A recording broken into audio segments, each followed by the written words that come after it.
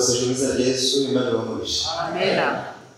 Barakoze ababwiriza bose babanjije ndetse n'umuyobozi wa gahunda kongera kudukarabya kugira ngo twakire ijambo ry'Imana mu mwanya tugezemo mu ndirimbo nziza bagiye baturirimbira, ariko cyagaragaye cyo nuko bashaka kujya mu ijuru kuko natwe tubishaka.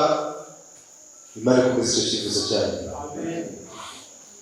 Muri imwe yarinde ati ninde uzambika ikamba ryanditsweho izina rye, ninde uzabimwambika arehejwe nande, maze arangije asubiza ati ni abera banesheje isi bitandukanije n'icyaha bakihangana bakababazwa kugeza banesheje. Nuko tuzajya mu ijuru kwihanganira isi tukitandukanya n'icyaha tukemera tukababazwa kugeza tunesheje, nibyo bizatuma twambika ikamba ryanditsweho izina ryacu. Kandi ntabwo uzabitwambika ni Kristo, niwe uzabitwambika ari hejuru n'abamarayika. Tuzabibona mu cyumweru gitaha icyigisho cya nyuma gisoze kivuga ngo uko bizamera Yesu ugazabagarutse. Nzabakomeza kujya mu ijuru, nzabereka ibyiza cyangwa se uko urwo rugendo ruzagenda tuzabibona. Mwese muzakomeza kujya mu ijuru, kandi muzabona ko iminsi tuba ahangaha muri urusengero nta gihugu tukirimo. Ejo rero turimo twiga kino cyigisho tugaragaza ko itorero ari ikigega cy'ubutunzi bw'ubuntu bwa Kristo, kandi itorero ari igihugu cy'Imana. Itorero ari umudugudu wayo w'ubuhungiro Imana yashyize ku isi kugira ngo abantu baremeje ibibazo bigiye bitandukanye bajye baza hano mu rusengero bagaruke. Nibwo twebwe ku bantu rero ntabwo turabasasa. Muzarebe abantu baba muri itorero, ubu se twaba twarasasa? Ntabwo twasasa. Mwabonye abagabo biyubashye baba muri itorero, ntabwo ari abasasa ngo dukurikire ubusa. Hari ibanga riba muri itorero. Mwabonye ababyeyi beza biyubashye baba muri itorero, abaprofeseri, abadogiteri, abafite ibyo bigiye bitandukanye bakaza bahungiye muri itorero. Iri torero ryo turimo ntabwo twasasa, turi bazima, tuzi ibanga ryihishemo. Iri torero ni igihugu cy'Imana, ni umudugudu wayo w'ubuhungiro ku bantu bafite ibibazo bigiye bitandukanye, ndetse rinatugiramo ibyiringiro ko umunsi umwe isi tuzayikurwamo, kuko iyi si ntabwo tuyibaho, aho tugeze gute tuyinyuraho. Ntabwo isi ntabwo ari iyacu. Twavuze gakondo ko ya ndirimbo yavuze. Rero tugomba kuba muri itorero tukarikorera, tugakorera Imana turirimo ntitubikeretse. Wagira amahirwe baguha inshingano, bavuga ngo ugiye muri korali na metero gagutora, bavuga ngo umuyobozi w'itsinda, ugomba kubishimira Imana ko utoranijwe nayo ugashyirwa mu mugabane w'abazanaganwa na Kristo, kandi ko Imana ibyikiza kugira ngo uyikorere. Tukeretse inshingano. Hano keretse inshingano nubwo uyobora abantu babiri, ariko ukabayobora gutyo ngo uri kubayobora ku Mana, iyo nshingano irakomeye cyane ku buryo bw'igihugu. Ntabwo mushobora kubyumva, ariko nuko nguko bimeze ibintu mu mudugudu w'ubuhungiro. Ntabwo tugomba gukerensa inshingano Imana yaduhaye. Icyigisho cy'umunsi rero kiravuga ngo kwirinda gukururishwa impunzu. Icyo kintu cyumvikana neza. Impunzu murayizi yabacanze. Kwirinda gukururishwa impunzu. Abazi impunzu ni mushyikiranze hejuru tubare barimo. Leta zisobanura abantu impunzu cyacu. Nibabwire ko usobanura impunzu. Abasobanura icyo bita impunzu, kuko ntabwo nakwigisha kino cyigisho impunzu itarumvikana. Kwirinda gukururishwa impunzu. Undi urukonzo abantu bari burumenye cyane ni abantu bagiye gutashya. Ni igiti kuriya rifite ishami ukatera uruhande rumwe ugasigarana irindi, ku buryo urihaguza igiti ubukwi ugahanuka. Nanone hari urukonzo rw'icyuma rwo bita uruhabuzo bakoresha bashangura mu rutoki, cyangwa se kugiye guca urutoki agashaka igitema cyose agahagura amaseri make cyangwa amabere make. Urwo ni rwo rukonzo. Undi wongeraho undi kuba tugusura undi rukonzo cyangwa se inkonzo. Yego ngwino.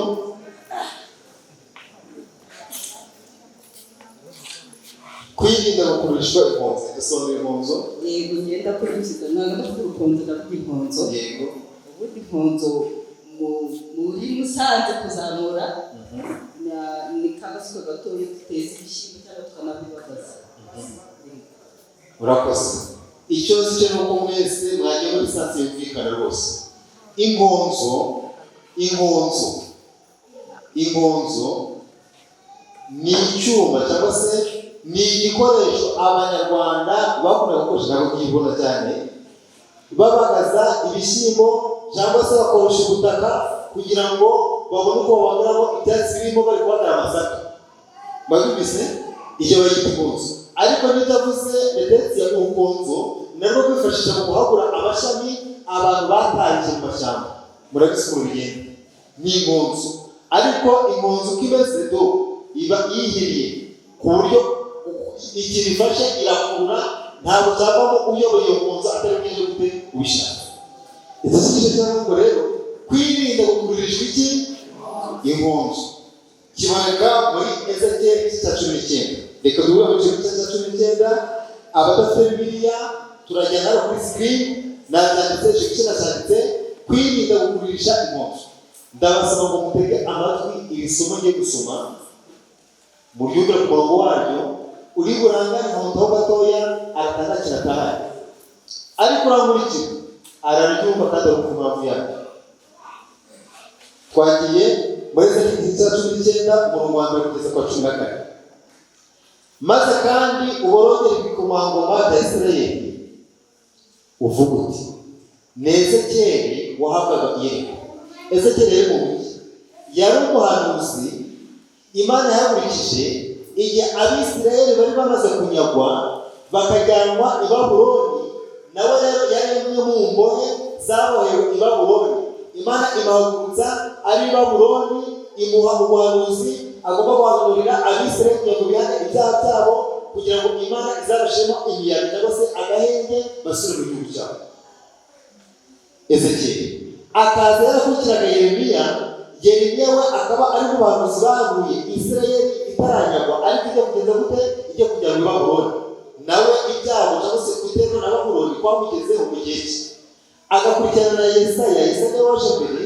Yesaya niwe waje guhanura ibyago n'amakuba Abisirayeli bazagira kuko baza kumvira Uwiteka, bakaba bagiye kuzaterwa, igihugu kikaba amatongo, urusengero rugasenywa, maze ibibazo bikavuka muri Isirayeli. Akurikirwa na Yeremiya we ibyo byakuminatera anahari. Ezekiyeli aza guhanura we yaramaze kunyagwa, yaramaze kugira i Babuloni. Abahanuzi uko bavuze batatu nibo bakuru, tubita abahanuzi bakuru muri Bibiliya bahanuye ubuhanuzi kandi bukageza gute bukaba. Akiyongeraho Daniyeli noneho wahawe ihishurirwa cyangwa se iyerekwa, noneho we akageza ku itariki y'uyu munsi. Uyu munsi muri iyi minsi turimo we nawe yari umubanyagano bajyanwe hehe i Babuloni. Abahanuzi bari bavuze ko ari bakuru. Yesaya yahanuye ibizaba, Yeremiya akomerezaho ariko anavuga ibyago binaba ahari. Ezekiyeli we ahanurira ari imbohe ari i Babuloni, na Daniyeli ahanura ari hehe ari i Babuloni. Ezekiyeli na Daniyeli bahanuye i Babuloni, ariko Yeremiya na Yesaya bahanuye bakiri mu gihugu cyabo gifite umudendezo. None rero Ezekiyeli ahawe iyerekwa. Iyi yerekwa arihawe cyangwa se ubuhanuzi abuhawe ari i Babuloni, yaragazwe ari imbohe. Nuko ahanura mu kirere mu gice cya 19. Maze kandi uborogere ibikomangoma bya Isirayeli uvuga uti nyoko yari iki? Igisubizo yari intare y'ingore. Mukurikire, yiryamiraga mu ntare, ikongereza ibibwana byayo mu migunzu y'intare. Nuko irera icyana cyayo kimwe kiba umugunzu w'intare, maze umenya guhiga ndetse ukarya n'abantu. Kugeza aho mukuyemo iki? Ntacyo mukuyemo, ntacyo murumva. Ariko mwumvishe intare y'ingore. Mwumvise intare y'ingore? Mwumva n'icyana cyayo cyarezwe kikaba umugunzu w'intare. Iyo bavuze umugunzu w'intare ni intare y'igisore nyine iba iri kumwe n'izindi. Noneho umuntu wa kane noneho cya cyana cy'intare kirarezwe. Amahanga nayo yumva ibyabo uwo mugunzu cyangwa se icyo cyana cy'intare, maze ubwo mugusha bwabo bawujyanisha inkonzo mu bice cyangwa kurya twese noneho bawujyanisha inkonzo mu gihugu cya Egiputa. Tega amatwi mukurikire mwumve iki gitekerezo. Hepfo none ku murongo wa 5, nuko iyo ntare ibone ko irutegereje ikawero, iyo ntare uko rero ni ya ntare y'ingore yaretse icyana kirakora cyanakomera, kimenya no guhiga, kimenya no kurya abantu, ariko barangije baraza barakinyaga bakijyana muri Egiputa. Babyumvise none nyine itegereza icyana cyayo igeze gute, iragiheba aho kugeza bikumvikana. Bigenda gute none? Nuko iyo ntare ibonye ko irutegereje ikawero, ihera ko yenda ikindi kibwana cyo mu bibwana byayo ikigira umugunzu w'intare. Ukajya uzerera mu ntare ari umugunzu, maze umenya guhiga ndetse ukagenda abantu. Ubwo ibibwana bibaye bibiri. Kimwe cyane muri Egiputa yagetse gifatiye ikiterekera iragitoza. Nuko umenya amanyumba yawo, wubika imidugudu yawo, igihugu gihinduka amatungo y'inyenja yakirashira bitewe no gutotoka kwabo, maze amahanga awugererezaho aturutse mu bihugu, awuramburiraho urushundura rwabo, maze ubwo mu bushya bwabo. Nuko bawuhera mu mbago bawufashamo inkonzo iragarutse, bawushyira umwami w'i Babuloni. Ubwo none icyana cy'intare nacyo kiracyariho, nacyo kigize ingorane, nacyo bagiteza imitego, bakururisha inkonzo bakijyana hehe? I Babuloni. Kimwe cyagiye hehe? Muri Egiputa, ikindi kigiye hehe? I Babuloni. Urukuva intare yo batari kwizengereza ya ntare y'ingore. Noneho ku murongo dukomeze hepfo ku murongo wa 10, nyoko yari ameze nk'umuzabibu watewe hafi y'amazi, warumbutse ukagaba amashami ku bw'amazi menshi, kandi wari inkoni zikomeye z'imiririso y'amazi. Uburebure bwawo bwasumbaga amashami atsikanye, kandi zikagaragaza n'uburebure bwazo n'amashami yazo menshi. Ariko warandura mu burakari uzingwa hasi, maze umwami w'Uburasirazuba wumisha amatunda yawo, inkoni zo kuri wo zikomeye zirahanyuka, maze ziruma, umuriro urazitwika. Noneho wateye mu butayu mu gihugu cy'umukakaro gifite inyota, kandi umuriro wavuye mu nkoni zo mu mashami yawo utwika amatunda yawo, bituma ari nta nkoni ikomeye y'umurigisi w'umwami imusigaraho. Ibyo ni umuborogo kandi bizaborogerwa. Murebe icyo giti cyo nakigarura inyuma, icyo giti mukirebe ukuntu byakigendekeye. Garura inyuma, iki ahantu bitagaragara kubera ayo mabara bashyizemo, ni igiti ariko gifitemo umuriro mwinshi aramunuza mu mashami yayo. Tubonye rero intare y'ingore, tubona ibibwana bigaye bibiri, ariko tubonye n'igiti cy'iki, igiti cy'iki tubonyemo ibintu bitatu. Icya mbere tubonye intare y'ingore, tubona ibyana bibiri by'iki, tubona n'igiti cy'iki cy'umwelayo. Wabyumvise? Ibintu bitatu. Ariko tubona ko za ntare bya bibwana bibiri byakunzwe iki, inkonzo. Kimwe kikajya hehe? Muri Egiputa, kikajya hehe? Wabyumvise? None ibyo bintu mukuye n'iki? Ntakintu murakora. Katugende no kumva cy'uruvuga. Komeza hasi.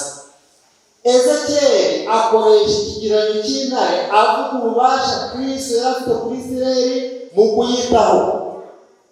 Intare y'ingore, nimuza gusoma isomo riboneka mu Byahishuwe igice cya 5, baravuze ngo umwe muri bo bakuru arambwira ati wirira, dore intare y'umuryango wa Yuda n'igisizi cya Dawidi aranesheje, ngo abumbure igitabo ameneshe ibimenyetso birindwi byifatanije.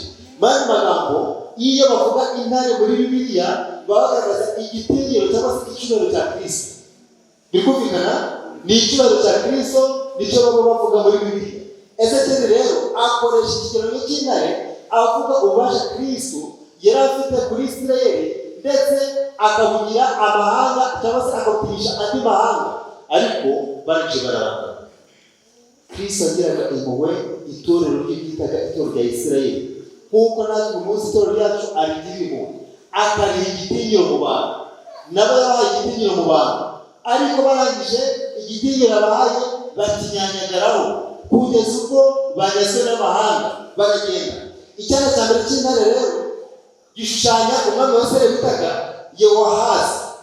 Yabaye umunyamaboko, aba umunyagitinyiro, ariko akora nabi, amaherezo ye aba mabi, arafatwa, aranyagwa, ajyanwa muri Egiputa. Icyo cyane cyane cy'intare. Ariko hejuru y'ubutware ari ubutware bw'Imana. Murabizi ko abami ba Isirayeli mu gutoranywa itoro ryagiragamo uruhare, cyangwa se Imana yagiragamo uruhare.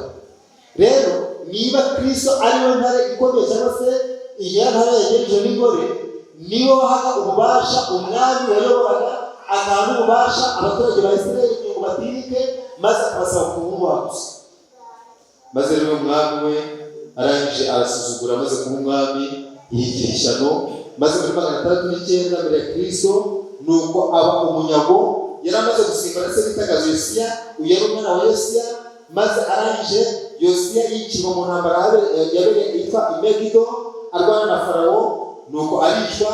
Uyu muhungu aramusimbura, maze amaze amezi 3 gusa aranyagwa. Yagezwe nande umwami bitaga Neko wa kabiri, yari umwami wa Egiputa, wari ufite imbaraga muri ako karere. Maze araza aratera, maze afata uwo mwami amufungira ahitwa Iribula. Maze Neko nyuma yamujyana muri Egiputa, nuko Neko ashyiraho murumuna we bitaga Eliyakimu, maze amwita Yehoyakimu.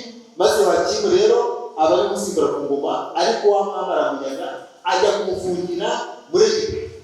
Aziriki yageze ku bwami, akora ibyangwa n'Uwiteka.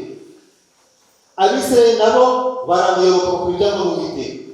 Uwiteka ararakara, yemera kumutanga mu maboko y'Abanyegiputa, baramutwara. Ariko icyo si cyo nshaka kwigisha, muraza kumva impamvu ya kino cyigisho. Muzabisoma mu wa kabiri w'Abami 23:31 kugeza 34, no mu wa kabiri wo ku ngoma muri asomo nashize hariya gisa 36 mu mwambaro kugeza ku wa 4. Icyo ni cyane cyane cy'Imana. Icyana cya kabiri cy'intare cyitwa n'umwami witaga Yehoyakimu. Uyu Yehoyakimu nawe we yageze ku ngoma muri 597, ubwo ni mbere ya Kristo. Uyu mwami yabaye umwami afite imyaka 18 gusa. Nawe yamezeho amezi 3 nk'uko cyane cy'intare cya mbere ndetse amezi angahe 3. Nawe baramunyaga, bamujyana i Babuloni mu gihe cy'umuhanuzi witaga Yeremiya. Maze nawe baramunyaga, bamujyana i Babuloni, nuko agenda atewe neza, ajya muri witwa Nebukadinezari wa kabiri, umwami wa Babuloni wateye Yerusalemu akayigota. Muramuzi amateka murezi tuzayabona mu cyumweru gitaha. Maze icyo gihe rero Yuda iranyagwa, kandi muri icyo gihe Egiputa nako Isirayeli yagize ingorane zikomeye. Egiputa bwari ubwami bukomeye bwabanaga mu majyepfo, Babuloni bwari mu majyaruguru nabwo ubwami bukomeye. Buri gihugu cyose yaba Egiputa yaba na Babuloni bashakaga kwigarurira Isirayeli. Niyo mpamvu rero Egiputa bwa mbere batwawe n'umwami wa mbere wiswe icyana cy'intare bwa mbere, ariko ntibanesha neza. Babuloni yije irababasha, bazifata ubwami bwa Babuloni irabanyaga. Niko byagenze. Ibyo byabaye rero nabyo nyuma muri 597 mbere ya Kristo. Uyu mwami rero yamaze i Babuloni imyaka 37 ahafungiwe, ariko atishwe aho umudendezo, kuko we abigeze arwara. Baje kumunyaga, yenda kujyana n'izindi ngoma. Ezekiyeli azandika rero n'abarenguriraho, abarenguriraho ari babiri. Nyoko yari iki? Yari intare y'ingore yijyaniraga mu nzu wayo, maze n'ibyana bibiri, maze mu bihugu byagenze. Ariko Isirayeli nubwo yanyazwe, Imana yigishije umutima. Niyo mpamvu yahagurukije Ezekiyeli nk'umuhanuzi ngo yongere ahure n'ubwo ari kunyaga. Ihagurutsa Danieli na bagenzi be bitwara neza i Babuloni, ntibiyandurisha ibyo kurya by'iki by'umwami, bitwara neza. Imana ikagirira impuhwe Isirayeli kubera Danieli na bagenzi be, ndetse na Ezekiyeli na bagenzi be, nk'abantu bitwaraga neza mu bunyage, bagasenga basaba imbabazi ngo Imana ibabarire ibicumuro bya Isirayeli. Reka babwire, uyu munsi mpamvu tudashyiraho, dufite agace gatoya k'abacumvira Uwiteka batubise itarimo. Ubundi aho isi igeze yakunye kubiriho, muri gutiga, muri guhica, muri bya bihano ku isi, muri intambara za ntwari, ubundi Imana yakunye kubiri muri iyi si. Ariko bitewe n'agace gatoya k'abakiyumvira katagaragarira amaso, bashobora kuba ari babiri hari kabuye cyangwa batatu bamubizi, ariko abo batuma isi itarimuka, kuko bari miliyoni nyinshi bavuga bati Mana dore abantu barakabije, ariko komeza utugire imuka. Abo bantu bakeye ntabwo isi irakuwe n'abantu benshi, ni agatsiko k'abantu bakeye. Abo rero niyo batumye Imana ikomeza kwibuka Isirayeli. Kandi umuzabibu wangiritse, ndavuga umuzabibu wangiritse, umuzabibu wangiritse kandi wigeze kuba mwiza kandi byara imbuto, bivuga ishyanga rya Isirayeli ryari rifite abami n'ubwami byari biriho kandi Imana ibyitaho. Ariko kubera gusuzugura Imana wabaye umuzabibu wangiritse, utwikwa amashami maze urangirika, kuko abantu baho babaye babi, bakurikiza n'Uwiteka. Imana irabarakarira, yemera ko banyagwa kuko barangiritse, wera mu burenge ukageza mu gitwaro bose ntazi nawe. Ni ibyago gusa basiga kubwirwamana, ariko Uwiteka yarakibakunda. Yesu rero komeza hasi cyane, Yesu ni intare itandukanye n'izindi ntare zivugwa muri kino gice, kuko Kristo we ntaneshwa. Uko yari ari ejo n'ubu ni kari kazageza gute, kazakomeza kubaho. Intare yararezwe, bamwe babiri bararezwe, batoza kurwana, batoza kubaha Imana, babivamo barahinduka kugeza bayazwe. Ariko ya ntare y'ingore wa Yesu Kristo we ntabwo yigeze ahinduka, ntabwo ajya ahinduka. N'ubwo twamemukira we ntabwo ajya ahinduka, akomeza kuba wawe. Kuki Yesu ajyanyijwe n'intare rero? Intare ni inyambaraga. Intare ntipfa gutontoma, ahubwo itontoma igiye guhiga. Intare kandi irihambira, kandi ntigifata umuhigo muto gufata akantu gato. Iyo igiye gufata ikintu kinini ikifashe kandi ntirekura. Iyo igiye kwica ifata ku rutirigo ushaka kwishyuza. Ariko akenshi iyo haje ikintu gihungabanya ibibwana byayo, iritambika ikemera gupfa kugira ngo ibyago bye bigeze gute biruko. Niko Kristo atubereye. Ni umunyembaraga, ni umuneshi. Iyo Satani aje kuduhiga, ntabwo Kristo yigera ko Satani adukoraho, aratubundikira nk'inkoko ibundikira abashwi bayo kugira ngo Satani ataduhitana. Tuzabibona mu kindi cyigisho cyita Marayika Murinzi. Ariko muri kino cyigisho reka mbabwire ko iyo Satani atugabyaho igitero, akohereza abadayimoni, abamarayika baza kurwana n'abadayimoni. Ariko Satani hari igihe bavuga ko yizira. Iyo yizira ntabwo Kristo yemera ko abamarayika aribo baza kurwana, aho Kristo we arimanukira akabanuka mu ishusho ya marayika Mikayeli, akaza akarwana na Satani kugira ngo tuduhukaho. Nuko ni ikimenyimenyi mushaka kumenya neza. Mwibuke muri rya tanura ry'umuriro muri cya kibaya cya Dura, igihe bafataga babana bakabajugunya mu itara ry'umuriro mu kazi, ntabwo Satani yohereje abadayimoni, we yari yizihiwe, yari yaje muri cya kibaya. Yesu abimanye gutya bati nahise ndikohereza abamarayika, ahubwo ngiye mwigiriye, nawe akaza mu itara ry'umuriro aturisha umuriro, maze mwibukane ko atari nziza ati none se ko twajugunyemo abantu bangahe? Batatu. Ariko ndikubona wakanisa n'umwana w'iki nyuma ni Yesu wigiriye mu itara ry'umuriro, ajya aturwanaho, yitangira ibiremwa byayo, mupfa ko mumukunda mukanamukorera. Kuko Kristo rero yatozaga Abisirayeli abasaba kutarekura icyo bafite, kandi ko bakomeza kuguma ku Mana, kuko nicyo cyagombaga kubashoboza gukomeza kubahwa mu banyamahanga nubwo babinyegeye. Bityo rero binyuze mu itorero rye, ni nako kandi Kristo adutoza kubaha Imana ntiturekure ukuri twamenye, akanadutoza kumenya gutinda mu rwerero kandi ntituvemo tudasubijwe. Kandi ni ugutindana n'Imana tukuzuye Umwuka Wera. Abantu batinda mu rwerero Kristo nicyo adutoza. Ntawe ujya kwa Data atagejeje gute, nta mujyana nyuraho. Ntabwo uzi ko wavugana na Data mu isengesho. Ni njyewe wabaye umuntu, nzi ko ubuzima bugorana, ni njye nakumvikanisha isengesho ryawe. Niyo mpamvu Yesu yavuze kuri kuko yaciye mu mibonano nk'uko tuyishamo, yasonje nk'uko dusonze, yanyagiye n'ibyo nk'uko tunyagiye, izuba ryamukubise nk'uko ryadukubita. Nta wundi wabyumvikanisha neza ku Mana nka Yesu. Niyo mpamvu rero adutoza kubaha Imana ntiturekure ukuri twamenye, kandi akadutoza gutindana mu rwerero kuko maraso gashaka kagetse bano kunatindaga cyane yakundaga gusenga atitirije agasaba se ko baba umwe niko natwe bitoza ngo tubumwe na Data twebwe ubwacu nta wundi muntu bari hagati yacu n'Imana. Ariko muzajya mubona abantu benshi tubaze kubona hasi bakunda iyo bashaka kuvugana n'Imana babinyuza ku bandi bantu. Ntabwo byemewe nawe umwana w'Imana wige gusengesha ujye gusengesha kandi nawe umwana w'Imana ese unimare kumusengesha ni umuntu nkawe ni umunanyanye nkawe nta mbaraga afite nawe wakwivugana n'Imana. Nta kindi kiraro twawe ni Yesu Kristo umubwe ndo ducoye niwe muza wacu w'Imana n'abantu. Ureke kwande ureke gusengesha ugende gute kandi guteza umugozi w'intare bivuga gutindana n'Imana ikaguha imbaraga yo guhangana n'imyuka mibi na Satani ugatsinda kamere y'icyaha.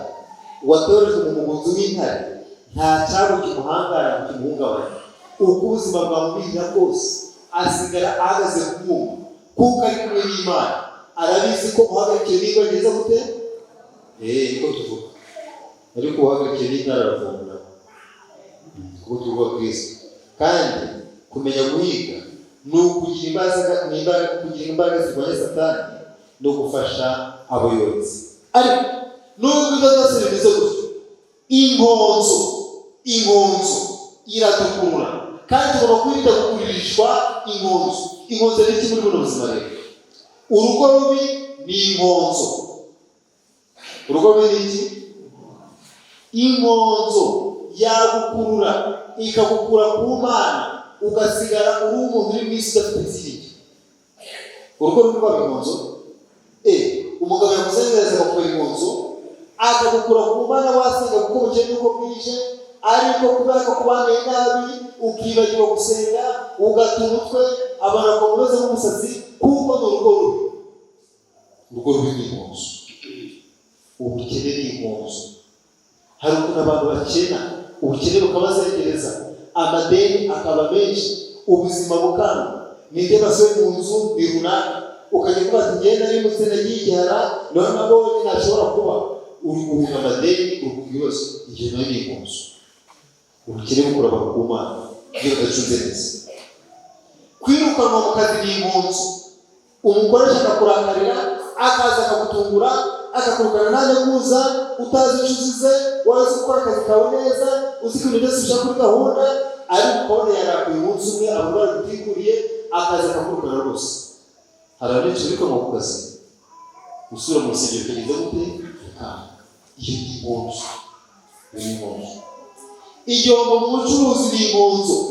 Miliyoni 20 bacuruzaga miliyoni bacuruzaga 100 bacuruzaga bikagenda umunsi umwe ukagura ibigenze amadeni akaba menshi nako ukabona no gukopa. Iyo ni inkonzo. Kujyana mu kazi kujyana mu bintu bidasobanutse iyo ni inkonzo.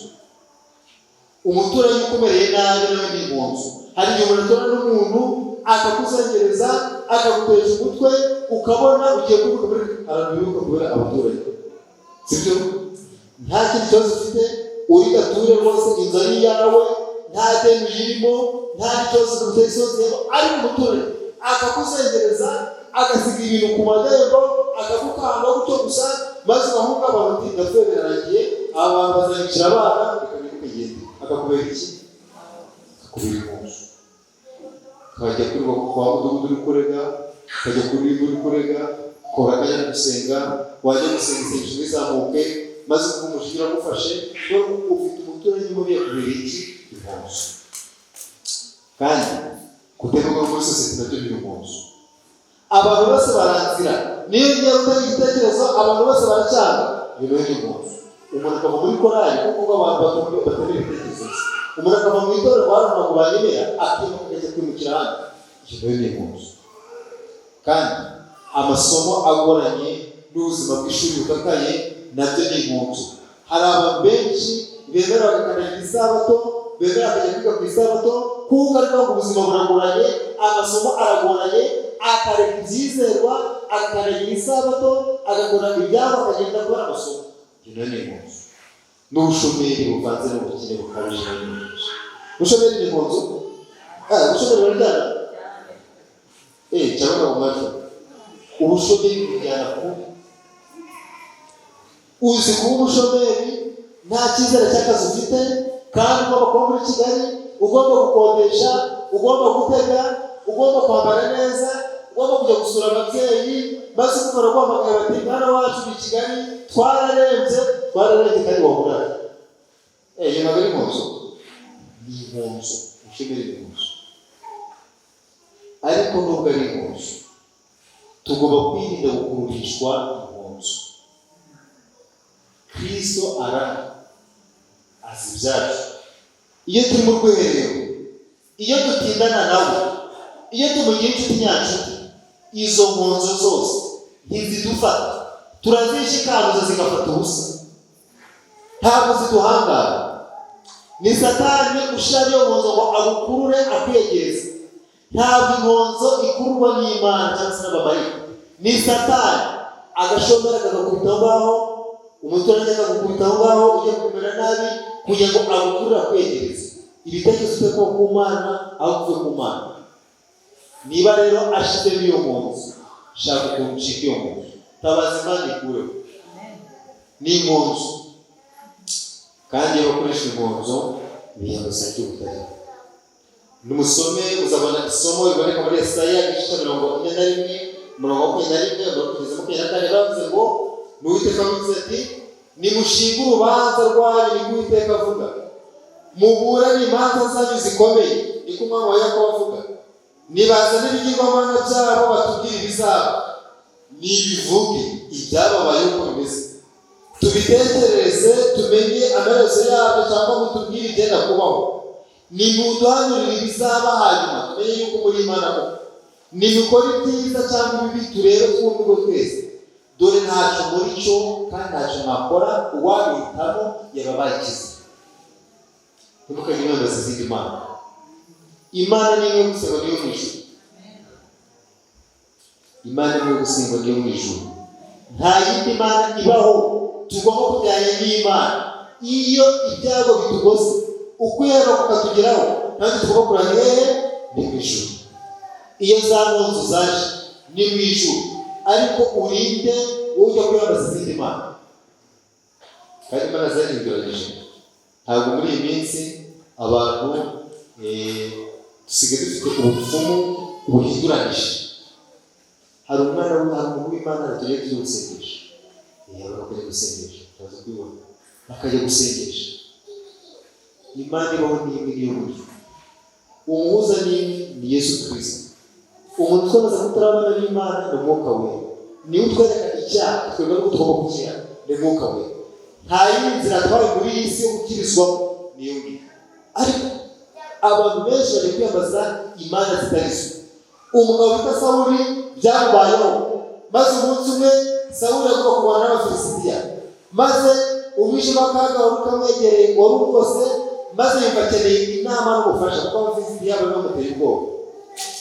Uyu mugabo yashatse ko Imana yamugira inama, ariko ntibyagishobokera. Kubera uyu mugabo akoze amakosa, Imana yaramutoranije imuha icyubahiro muri Isirayeli, aba umwami wa mbere wa Isirayeli, ariko ntiyemera kugirwa inama n'Imana yanyuzaga muri Samweli. Hari n'icyo yagiye akora, ariko Samweli yari afite undi mutima. Yari afite ibikorwa by'ubugoryi bituma Imana itamwishimira. Yari yaratse n'abasobanuzi Samweli. Yari yaratumye Dawidi watoranywe n'Imana, yahungaga Dawidi akamuhigira kumwica. Kandi uyu mugabo yakoze ikosa yica abatambyi b'Uwiteka bose rwose. Yigeze akora n'irindi kosa, abonye Samweli ataje ngo atambe, yigira umutambyi, aragenda aratamba. Amaze gutamba, maze Samweli barahindutse akimara gutamba, ati rwose ati ntabikenewe urugo w'igura, ntabikenewe. Imana itarigeze gutoranya ngo umutambyi. Agomba gutegereza Samweli akaza agatamba. Abonye Samweli akeraho gatoya, araza yigira umutambyi, aratari ku wundi. Ibyo akora se uruti twakora n'iki? Aratamba. Buriya kubabwira, nubwo ikintu cyarushoboje, iyo ikintu kitari mu nshingano zawe ntabwo ari icyawe. Uzayazize iki? Kuramya isanduku y'iki? y'isezerano ataragira gute ataratereje ukazitere ko ubura kuri turo si ugutanga amatangazo ngiye cyane ntabwo byakunanira waragize ubarusha no gusoma nta kibazo ariko ntabwo warabiswe ibiganza kuba utarabirangizwa tuza utegetse bazabikurangira ntabwo ari inshingano zawe kaguze ikijya kuri bitagikora ibintu byo gukorwa ibyo gusoma agatanga mu muri gahunda yo kuramya utusigazina ariko ntabwo yakora batuma kwateza no gusoma ariko ntabwo bagutora ubona ko bagutora ntabwo bagutoranye kuko ntabwo Imana yemeza ko bagutora niba ataragutoranye rero tuzi utegeze igihe cyawe nubwo yaba atazi gusoma neza ariko Imana yagushima kandi ifite impamvu yagushima hari igihe Imana itoranya umuntu atarukaza kuri ibintu neza hari n'ubwo inamutoranya ahubwo bikanamunanira ariko Imana ikamutoranya igamije kumurokora w'umutima babyumvise ntabwo dukora inshingano kuko hari icyo tuzamara itoro cyane ni byiza kugira itoro tukagira akamaro ariko hari Imana idutoranya ikavuga uyu mukuru w'itoro nabo mukuru w'itoro kuko nataba umukuru w'itoro kuzabona bizangora kuko hari umunsi umwe azitabira gahunda z'itorero nk'inshingano atarabigambiriye yarasoza n'ikigande ariko yageramo akabwiza icyigisho runaka kikamufasha akiharakira mu bijyanye mariko batari y'ubutunzi ikavugira umuguzi kugira ngo uzamufate mu cyigisho runaka kizatambuka ku itariki runaka ntimukagire umuvuma ibyo bitavunika ntimukagire munegura inshingano zera abazi aho ujye mukuba uko bari uko yaba ari umunyantege kose Imana ifite umugambi ifite n'impamvu yamutoranyije Samweli rero ubutumwa nako Sawuli yigeze bitekereza maze aragira ati ariko kari akantu ko gutanga ufata igitanga agisogota agishyira mu gitanga agatanga arabisuzuma yari yarashingiye ku mwuka wera ntabwo ashaka gukorana n'Imana maze rero umunsi umwe Samweli nuko araterwa amaze guterwa maze biramushobera yumva akeneye gutabaza Imana ariko atabaje Imana ntibyacamo kuko Imana yari yaramwihoreye rwose nuko abonye byanze kandi Samweli yari yarapfuye hari wabaye Samweli Imana yamwihoreye maze arangije amatumanza bati rero nimunshakire umushitsikazi njye kumushikisha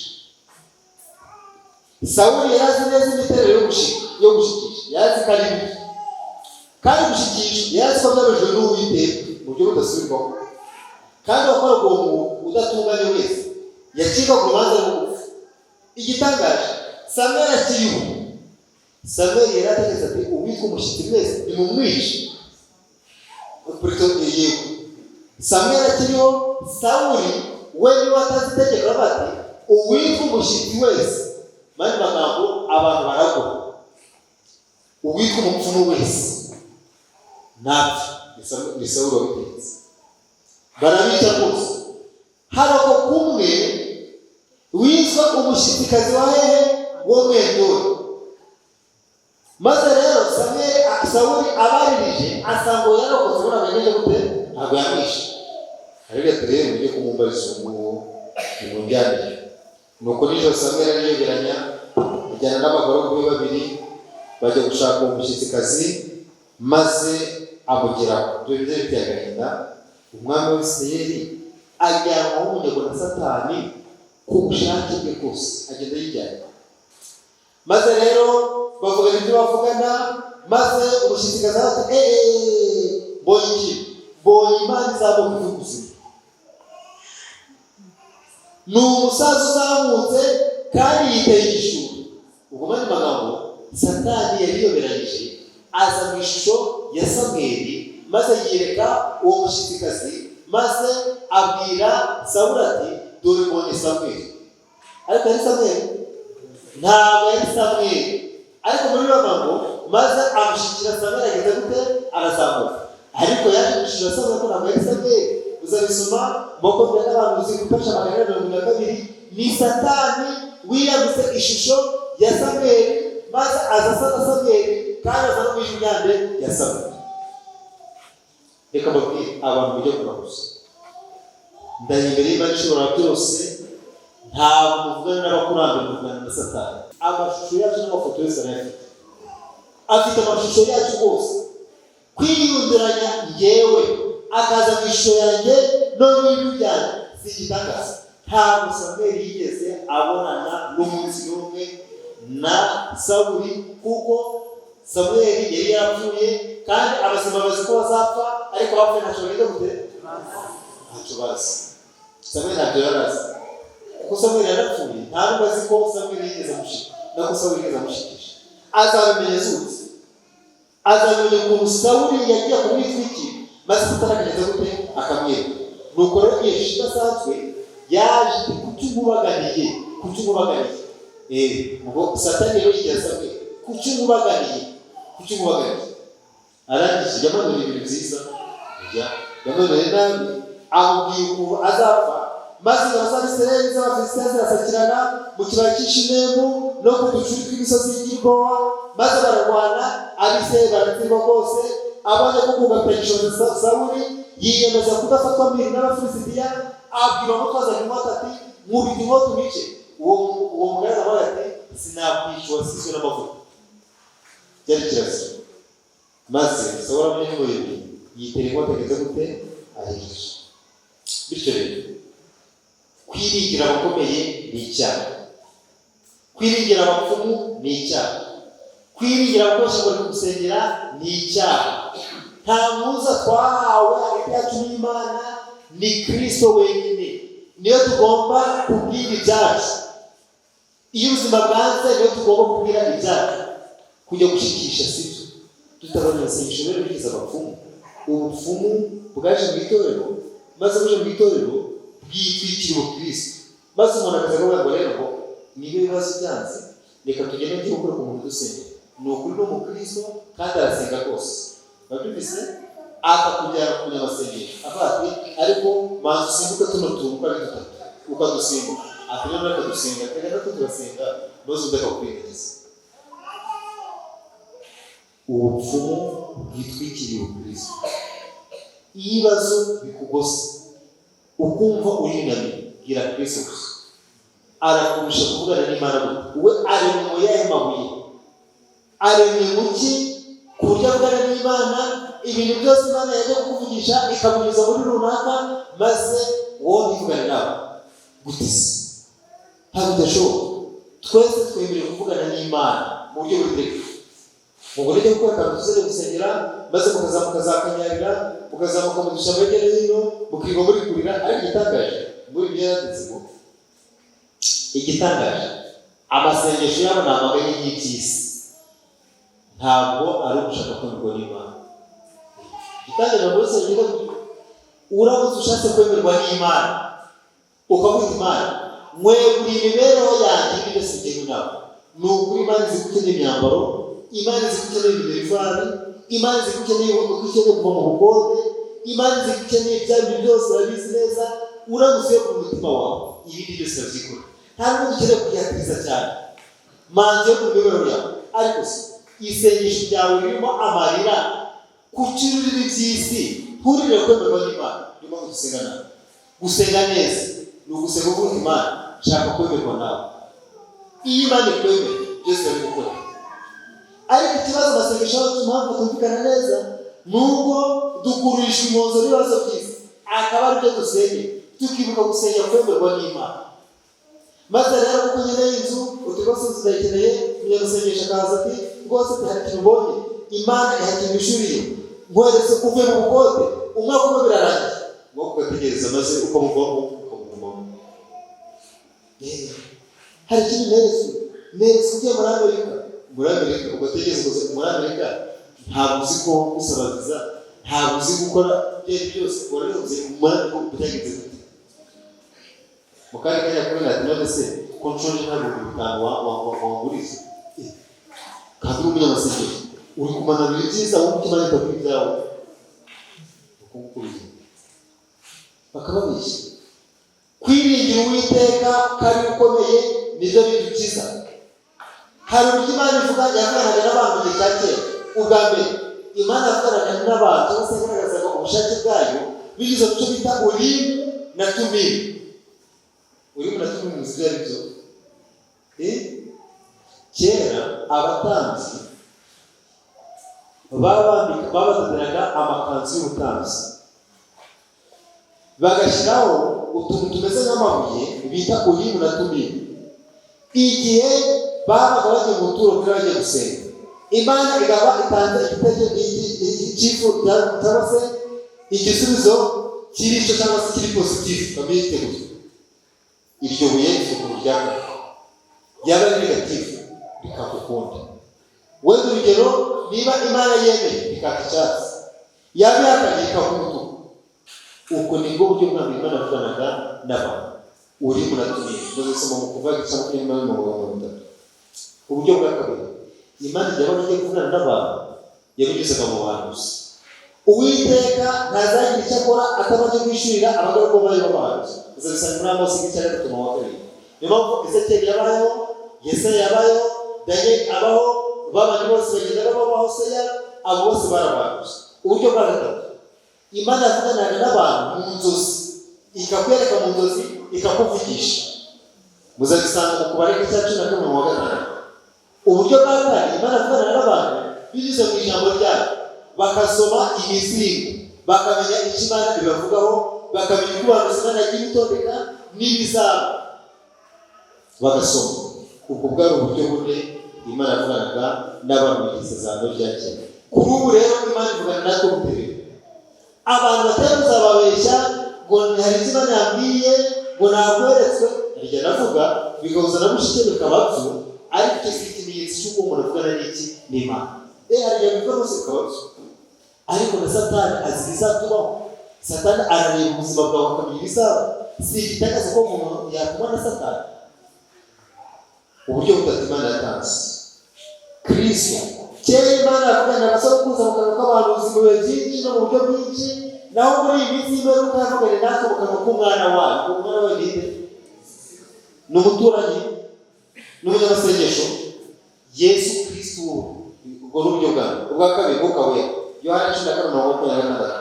Ariko umufasha ari Mwuka Wera, uwo Data azatuma mu izina ryanjye, niwe uzabigisha byose, abibutsa ibyo nababwiye byose. Ubwo ni ubundi buryo. Mwuka Wera atuvugisha. Mwuka Wera ntaratwemeza icyaha gusa. Mwuka Wera atwemeza ko turi n'abana b'Imana. Akabitubwira ko ati rero ndahamanya n'ijuru ko uri umwana w'Imana. Kristo Data wa twese nanjye turakwemera. Komeza muri uwo buryo. Mwuka Wera akabikubwira. Abantu bagereza rero gusenga navuga n'icyo ijuru imbere. Mwuka Wera arabikwemera. Niba atarabikubwira rero komeza urwane intambara nziza gusa. Ariko Mwuka Wera iyo tumaze kubana n'Imana tugeze ku rugero rukwiriye dushize rwose, arabitubwira ati komereza ahangaha kandi ndakwiyejuriye uri umwana w'Imana. Iyo rero ukoze ibyaha ugahakana ukuri, Mwuka Wera yakweretse ngo uri umwana w'Imana, ubututse Mwuka Wera. Haravuga ngo kutuba Mwuka Wera ni irindi somo. Ntabwo wavuga Mwuka Wera mutaravuga. Niba atarakomeza kuba umwana w'Imana wamutukira wese. Ariko rero yakwereka ko uri umwana w'Imana, kumuhakana no kumutuka. Uburyo bwa gatatu, tuvugana n'Imana binyuze mu ijambo ryayo. Uko twiga ibyanditswe byera, dusoma, dusenga, twiriza ubusa, dusenga, tuba tuvugana n'Imana. Imana iratwira. Ariko ibindi byose abantu bavuga ni ukubeshya. Uko batubwiye muri Esaya 33:1, baratubwiye ngo bazabona ishyano abamanuka bajya muri Egiputa kwitabariza, kwibandabandira, kwipfira nabi, kwibariza. Ni ntabwo turi bakoreshaga abantu bagiye kubaguza. Kwibandabandira, kwibariza, kwipfira nabi. Ariko uko ufite ugufu nabi n'ubundi. Abanyarwanda bazi kuvuga ibintu, kandi Abanyarwanda bavuga ibintu abantu babaha agaciro. Kujya kuraguza ni ukwibandabandira, ni ukwipfira nabi, ni ukwibariza, ni ukubatiza. Hano bazavuga ngo bazabona ishyano abamanuka bajya muri Egiputa kwitabariza, bakiringira amafarashi, bakizigira n'amagare kuko ari menshi, kandi bakiringira abagenda ku mafarashi kuko ari abanyamaguru cyane, maze ntibite ku Uwera wa Isirayeli kandi bashaka kwitera. Ufite umuntu muri famiye ukomeye ukamushyiraho umutima ngo rwose ibintu byose zabikemura. Imana itabikemura kuzamura. Abana b'abagome bazabona ishyano ni Uwiteka avuga. Bagisha abandi inama batari nge, bakazifatanya n'abandi baretse umwuka wanjye kugira ngo bongere icyaha kibi. Kujya kuraguza n'icyaha, kujya gusengesha n'icyaha. Bivuze nkomeje, kujya gusengesha n'icyaha. iyo ushatse gusengesha ushatse kuvuga ngo nta wundi muhuza dufite ni wowe ufite, kandi umuhuza dufite iwacu n'Imana ni Yesu Kristo. Gusengesha ni icyaha, ntabwo ari ikosa kuvuga uti rero nagize ikibazo mumfashe gusenga. Abantu bakajya ahantu hamwe mugasenga mugatabaza Imana, waba ukize intege abantu bakagusengera, ntabwo ari icyaha. Ariko kujya gusengesha uvuga ngo kenshi mfite ikizamini cy'akazi nzagitsinda, tugende gutsengere maze mubwire icyo nari kubwira, icyo ni icyaha. Ukuraguza ni ukuraguza byahinduye isura, ni ukwibandabanda, ni ukwibariza, ni ukwipfira nabi. Ngari ku mugabo ngari kunyana ngo ntabwo gusabana divorce, genda nsengera ubwire niyo divorce zacu, ubwo se kuraguza. Ariko gucika intege mu byamuka ugasaba ko umuntu gusengera ntabwo ari icyaha. Ariko kugenda ugiye gusengesha ngo bakubwire uko ejo bizamera, ni ukwibandabanda, ni ukwibariza, ni ukwipfira nabi, ni ukuraguza. Kandi abenshi barabikora. Ubucike Imana ubababarira, ubucikeho Kristo aranga tutabara. Ngara ku musozo, Daniel amaze kubona ibyaha byakoze n'Abisirayeli bose yabyishizeho.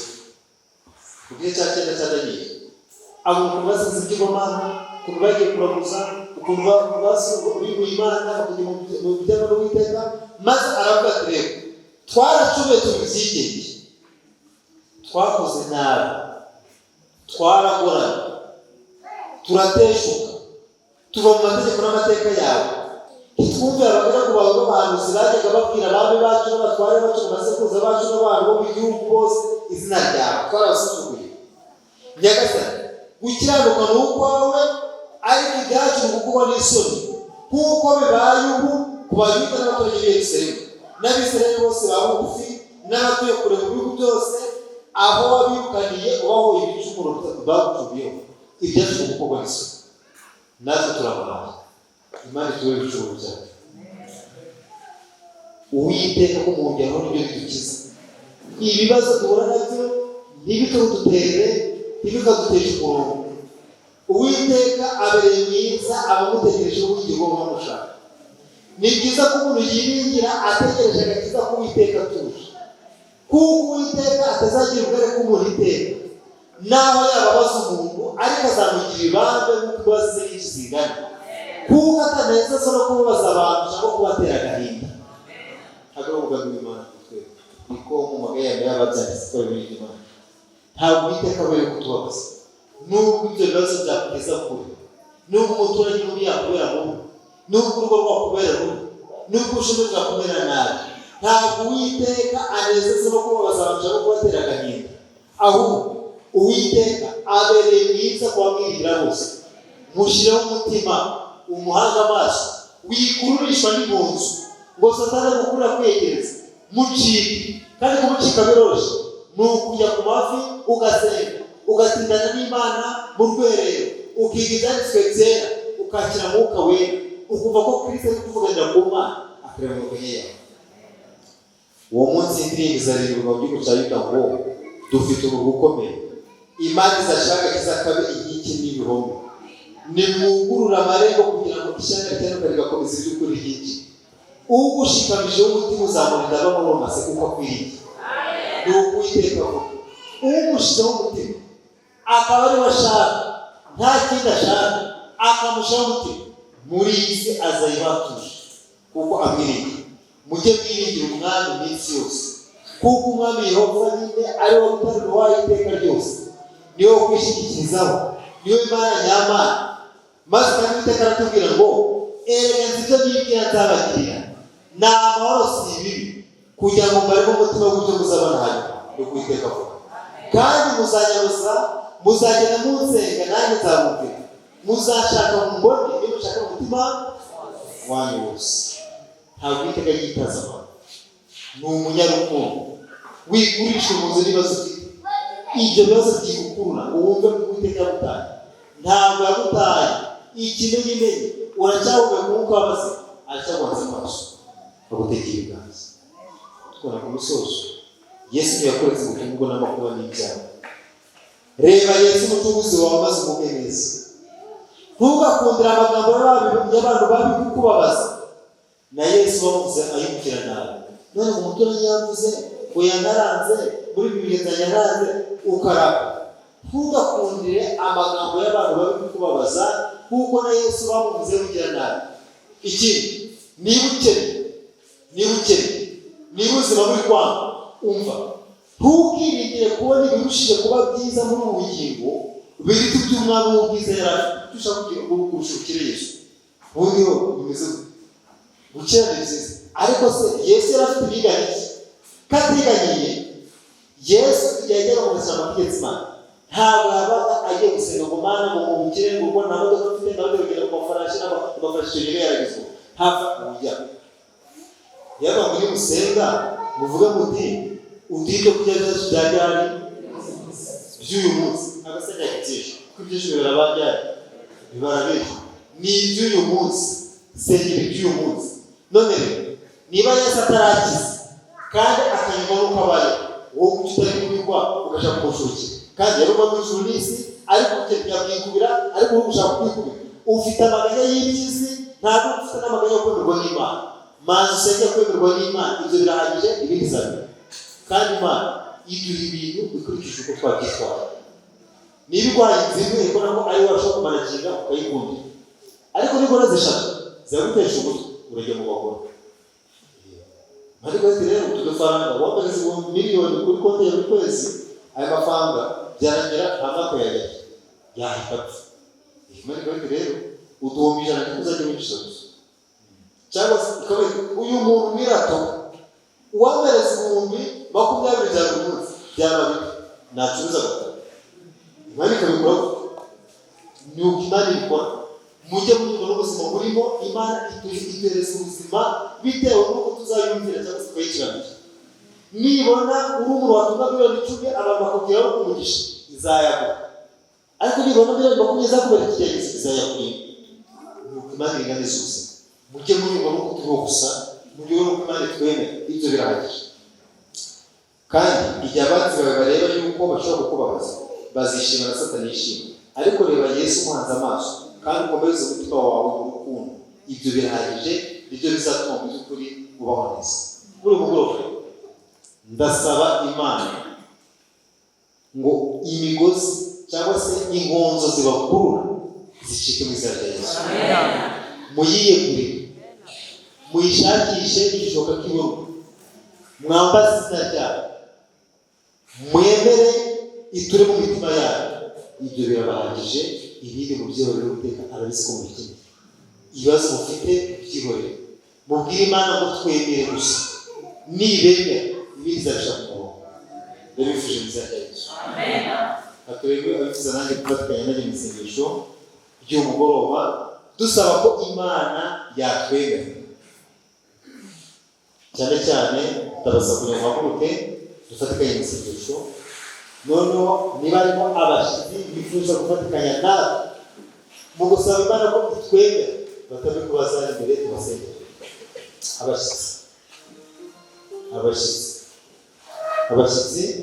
Abashyitsi turabakunda cyane, twifuza gufatikanya nawe mu masengesho. Turasaba ibintu bitandukanye imbere musabe kwemerwa n'Imana. Tuyifatikanye mu isengesho tandukanye imbere turime iyo ndirimbo Yesu umunyeri mwiza. Yesu ndirimbo adufasha turimo ibice bibiri tuhita tunasenga tugana ku musozo. Ariko mpamagaye umushyitsi uri hano wifuza ko tumusengera kugira ngo yemerwe n'Imana atambuke aze maze dufatikanye mu isengesho. Mwamamaze ko Yesu agiye kwima.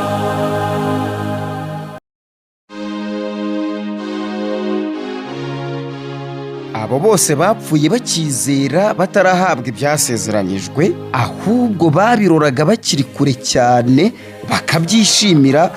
ngo iki? Mbese burya nuko byagenze baba we bari bafite kwizera gukomeye pe. None se aya magambo uri gusoma uyakuye he ko numva ari meza? Nanjye ndi kuyakura ku nsanganyamatsiko y'amateraniro. Amateraniro y'ahani iwacu ku itorero rya Kabuye da.